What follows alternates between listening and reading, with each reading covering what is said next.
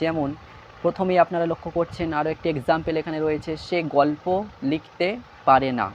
তাহলে একই রকমভাবে আমরা এই রুলসটাকে কাজে লাগিয়ে এই বাক্যটাকে খুব সহজেই তৈরি করতে পারবো।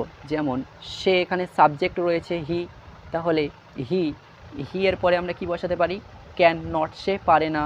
হি ক্যান নট, সে পারে না। হি ক্যান নট, কি পারে না? লিখতে পারে না, তাই না? তাহলে লেখাটা হলো এখানে ভার্ব, ক্যান নট হলো মডাল ভার্ব বসে গিয়েছে।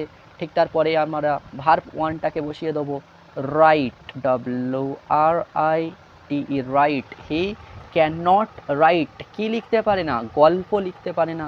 তাই গল্পটা হলো এখানে কি অবজেক্ট, এবং অবজেক্ট ঠিক শেষেই বসে, তাই নিয়ম অনুযায়ী গল্প স্টোরিটা আমরা শেষে বসিয়ে দিলাম। তাহলে এখানে কি হয়ে গেল সেন্টেন্সটি?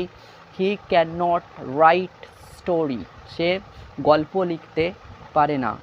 দ্বিতীয় উদাহরণটা দেখুন যে আমরা বাজারে যেতে